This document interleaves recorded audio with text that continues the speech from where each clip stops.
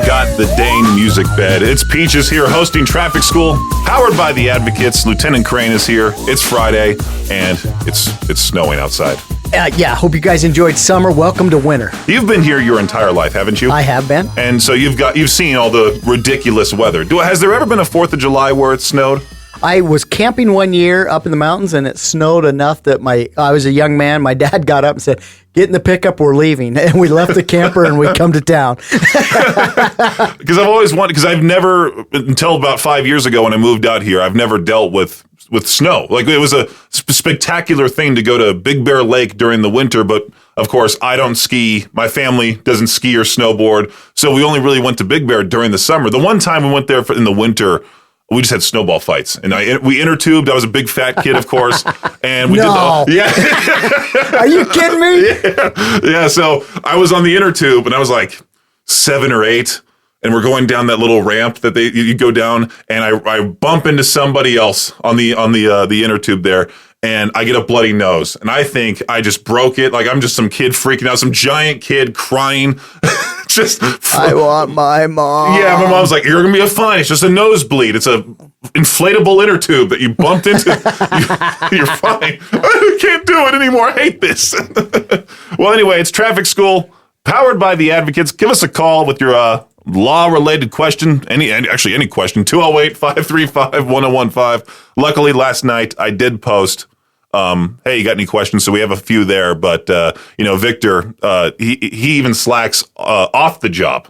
I believe that. We were talking about how him and Becca needed to start their drive to Vegas at 6 a.m. this morning, and Becca posts everything on Snapchat. I mean, like, everything. Send it to everybody, so I get to see what Victor is like late at night, early morning, and there's some things you just don't want to see. Right? Yeah, it is funny to see how, like, he tries to sleep, but Becca will stay up so late that she'll just record Victor, like, with the CPAP on. His eyes are closed. He's got, like, no shirt on. He's laying there trying to fall asleep. My worst nightmare to see that. But they were supposed to leave at 6 a.m. this morning. She sends me a video. I wake up at like 7:30. I see that she sent me a video an hour ago, so it was 6:30 at the time. So they're already 30 minutes late. But he's just knocked out. Apparently, he talks in his sleep, like, where he'll have a conversation with you, but he won't remember it. So Becca's talking back and forth with him, and he says something about, like, spending all this money, and he's apologizing to her. It's a pretty funny series. I wish they would put it on our TikTok. Oh man, that's so. I don't know how their drive's going to go, especially with the weather outside today. Speaking of the weather, you asked what we're up to today, and my phone wanted to do an update. It's free now, but take a look. That's what we're doing. Oh, geez, bringing that through the mountains of Swan Valley. It's an oversized load, folks. It's 27 feet wide, 104 feet long, and we're bringing it through Idaho Falls here. We're just cleared the Swan Valley. We're coming up 26. We're going to be coming into Idaho Falls and then down I-15. So if you're traveling that route a little later today, please take into consideration you might have a little delay. So when you do something like that, what's the prep like for it? I mean, obviously you got to, like, make sure all the signs are there. It says oversized load, the flashing lights. Now, the flashing lights, they have to be orange, right? Yeah, we have pilot cars in front and back. We have trooper cars in front and back. We've done a pre-check on the route, make sure the measurements all work. There's places it's got to get on, get off. We do these oversized loads quite often, not all the time, but quite often. And so a lot of prep work going into it. Unfortunately, once in a while, you're going to be delayed just a little bit. And so when you deal with somebody who's impatient and wants to drive around, is that a ticket? Or what is that, just like, hey, don't do that kind of thing? It just all depends, discretion. How aggressive are they? Are they going to continue to do it? Yeah, but as you can see on that one, you're not driving around it. Right. Yeah, for sure. Especially it's with from guardrail to guardrail. Yeah. Oh, man. Yeah. Yeah, no, I see some of those oversized loads come down Sunnyside, and I'm like, come on, I'm late for work. I just want to... You picked the wrong time! Oh, especially when you drive down Sunnyside and they have one of those funeral processions, and it always happens on my lunch break. Luckily, I get back to the office just in time, just to see all those cars with the hazards on, see the hearse drive through. I'm like, why are we doing this? What is the law on that? Peaches? Heck, if I know. I know not to get near it or pass it. Yeah, you can't interrupt a funeral procession. Yeah, I had a feeling I wasn't supposed to be a part of that, or join the line like a conga line. Yeah, so as you know, and you can't just join the line either. If you're not part of it, you're not part of it. But it is wise to turn your headlights on so everybody knows when it's gone and passed, and now they can start normal traffic. So what if they do, what if you do actually join the line and just turn your hazards on and you pretend that you're a part of it? Will they call you out on that? Or if they do, could that be if you're disrupting the process, probably going to be a problem, right? Okay, yeah. But if you accidentally got in it, play along till you can get out. Especially if you follow, not the funeral procession, but if you're just driving down any road and you're driving behind a police car and then all of a sudden they turn the lights, their sirens on, and they obviously need all the traffic to clear. You can't just follow that cop car at the same speed. Same speed. And we get that a lot with ambulances, right? When somebody's loved one's getting transported and then they want to follow at the same speed. And this is the thing. We know you're concerned, but you're not going to be doing life-saving measures when they get to the hospital. The doctor is. And once you get there, they're not going to let you in the room while they're doing that. So makes sense. Get there safely. Mm-hmm. Be there for your loved one, but don't do something so you're joining your loved one at the hospital. There we go. Hey, you're live on the air for Traffic School, powered by the Advocates. Who's this? This is Mark. All right, Mark, what's your question? I'm going down South Boulevard, and there's a bike lane on each side of the road. When turning onto the one-way streets, is it legal to use that bike lane as a turn lane when nobody is using it? It is not. You're supposed to stay out of the bike lane unless it's got a dotted, broken white line. At that point, you can turn into it and make your right-hand turn. Okay. All right, Mark. Well, thank you. Good to know. Yeah, appreciate the question. Thank you for being the first caller today. Awesome. Hey, you have a And good weekend. Don't be like Victor and hit all the bicyclists you can. There's no high score. Well, there's nobody using the bike lane at that time, and I was like, well, there's people behind me, and I'm slowing down so much that I tend to use that as a turn lane. Mark, common sense rules, right? If there's no bikes around and you're going to hold traffic up, nobody's going to be offended if you do it. We're talking letter of the law. And also, there's not going to be any bikes today, first day of winter, so... There could be that one person. There's that one person in their spandex. Just My strawberries are hating this. Oh, yeah, dude, I imagine. I'm glad he clarified. I thought something else was hating it, Mark. All right, there we go. Appreciate it, Mark. All right. Peaches, not only is Peaches hating it, but his strawberries are hating it too. Oh, yeah. I thought that's what he meant. I didn't realize he was talking about the actual fruit. All righty. You're live on Traffic School, powered by the Advocates. Who's this? Oh, Keepers. There he is. Crazy Carl. Carl, how's your strawberries? Oh, I live for this day. I wait all week for 8:45. And isn't it much better without Victor here? I was going to ask you guys, isn't it just so much better? I mean, it's mellow, peaceful, not crazy. Peaches and I started out with hugs this morning and just went from there. We started on time. There was no glitches. It was like it was like a father hugging his son before kindergarten class. Oh, that's awesome. Oh, man. He's still just patting me on the head right now. Good cock. Yeah, good dog. I like good dogs. So what's it like driving your fancy cars out in this weather, Crazy Carl? Oh, you know what? Yeah, a lot of the guys, if they see one cloud in the sky, they're not even going to pull them out of the garage. Yeah. Oh, man. No, it's I don't know. Waiting for this weather to warm up might happen next week, but yeah, this snow thing has got to go. No kidding. I don't know if you're aware of this, Carl, but we have some crops we need to water this year. Oh, yeah, we do need that. There's a major water issue. Well, just not on Sunday. I don't know if you've heard the governor, but he said something about a water shortage. Oh yeah. Oh yeah. Yeah. So, So you remind me of myself. I got a lot of farmers as friends, right? I like to call one of them that's a pretty good sized farmer, and I say, "Man, I feel like a farmer. I want moisture, just not today." yeah, right. I've always said if you're praying for moisture, you're either farming, skiing, or fishing. I mean, one of those three. Yep, no doubt. So, yeah, my question today.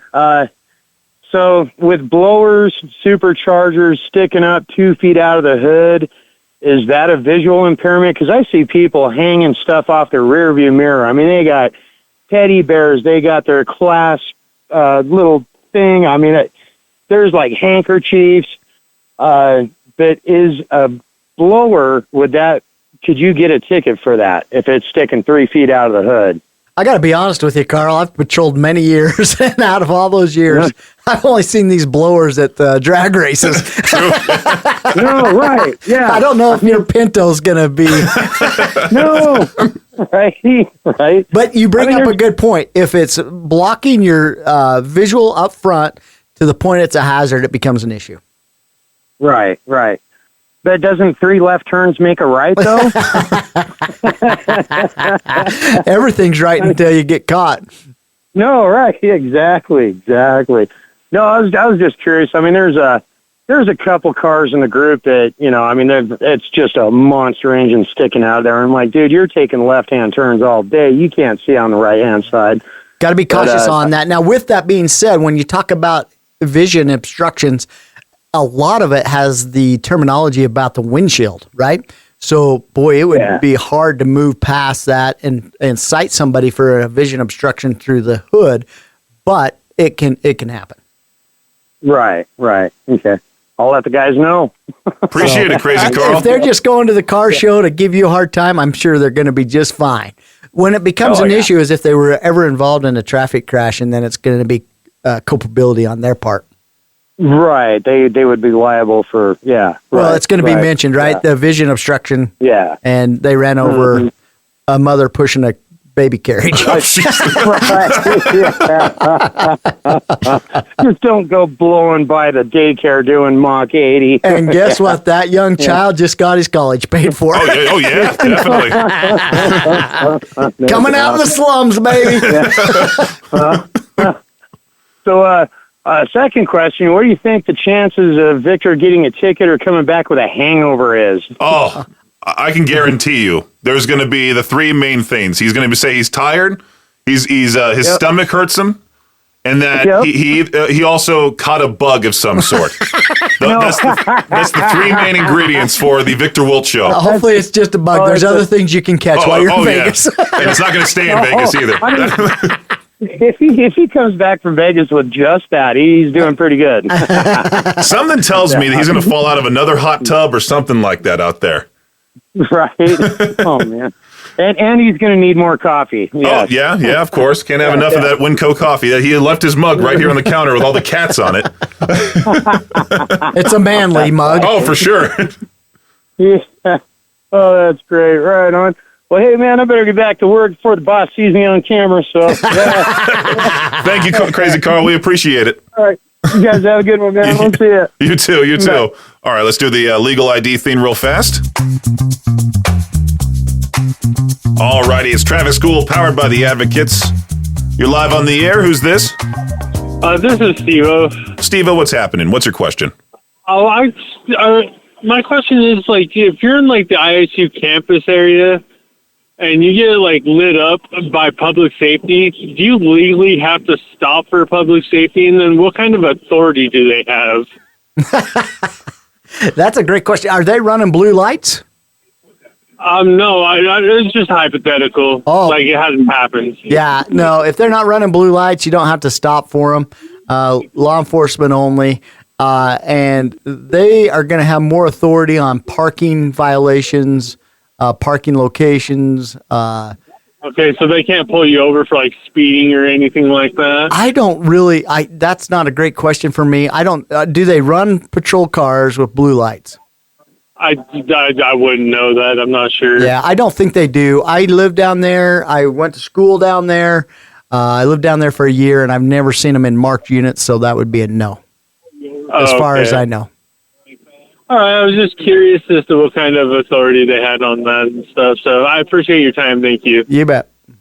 Bye. But they can enforce using the wrong kind of travel assistance on sidewalks and stuff like that, right? Oh, yeah, definitely. Like I don't know what their bans are on electrical products, but. Oh, true. Yeah. I'd watch that. Hey, you're live on Traffic School, powered by the Advocates. Who's this? Patrick. How you doing, Pete? What's doing great, Patrick? What's your question? I have a couple of questions. We got a couple minutes. Yeah. Cool. All right, so number one, what's the safe distance to be away from somebody when you stop at a traffic light during snowy conditions? Boy, that all depends on what kind of tires and equipment and vehicle you're running. What the code reads is reasonable and prudent, right? Oh, yeah. And at a distance that you can stop before there's a collision. So with that being said, many times we see vehicles that you can almost see the air in the tires when they get in a crash, and they're like, I don't know what happened. Well, there's no traction on your tires, right? So you got to know what your vehicle is, what your equipment is, and drive accordingly. Okay. Question number All right, two. And number two.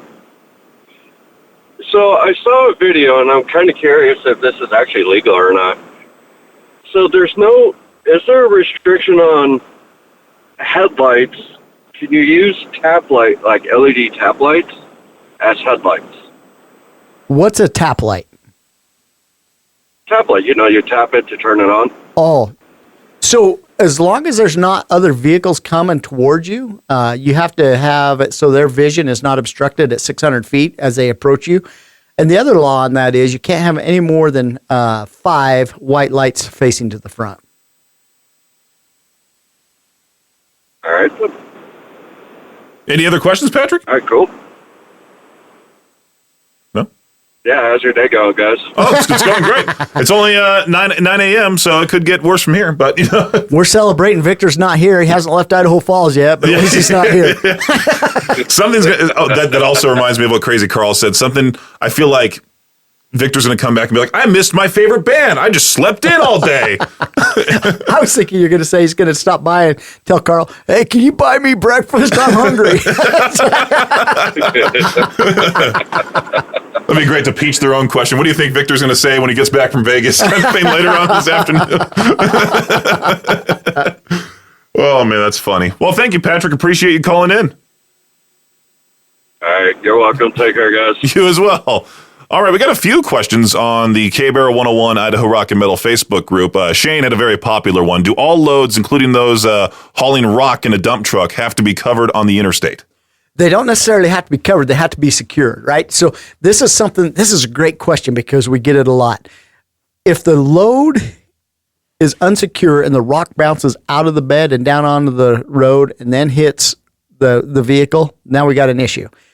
If it's a rock that's already on the roadway and it gets flicked up by a tire, that's a road hazard and they're not held responsible for That's that. what happened to me. I was on my way to Ryrie and some car flicked it up. It's still cracked to this day. I got it filled in immediately, but I have to stare at it every time. It's right in my line of vision.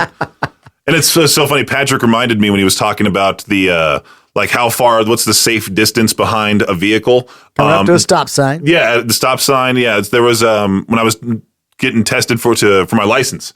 The instructor was like, "Hey, by the way, like you can see below the bottom of their car up close to their car, if that makes sense. Yep. So like they're not going to realize that, and the person testing me is not going to realize that, and so they're going to think you got way too close, but you're supposed to stop like just enough to where you could see the bottom of their car. Reasonable And prudent. Yeah, that whole thing. And when you sit higher in the seat than I do, you're going to be able to get a lot closer, right? Yeah, absolutely. Yeah. Maybe that's the reason why I tailgate so often. And from which state you come from, if you're not doing that, people are mad, right? Oh, yeah, absolutely. Tighten it up, buddy. That's the thing. That's what I talk about with people. It's like the difference between the big city driving and the small town driving. That's the reason why there's so many arguments about how, California drivers are the worst. No, Idaho drivers are the worst because because it's just the environment they grew up in kind of thing. Because we had a record rep come by, and he was just barreling his way through because he's so used to driving in the Seattle area. Yep. And so I'm used to just, gridlock traffic. Of course, Aubrey, she doesn't drive in the cities at all. Like she's like, I'll have you drive. You're much better at it. She's like, I'll freak out if there's more than 2 lanes on the highway. But I'm also the one that if it becomes extremely snowy, I'm not going to drive because I'm going to slide off the road or something like that. But we still got some more questions here on the K-Barrel 101 Idaho Rock and Middle Facebook group. Feel free to call in, 208-535-1015. Michelle asked, is it illegal to drive in the passing lane and not even do the speed limit and not get over when you are trying to pass, so you have to pass on the right? So a couple things that take care of this. One, there are places that it's marked left lane, passing lane only, right? Now, if that's in black and white, that's an enforceable traffic law sign. Now, the other thing is if you're impeding traffic out there. So if you're out in the left-hand lane, even if you're doing the speed limit, but yet you're backing up 3 or more cars, you're impeding traffic.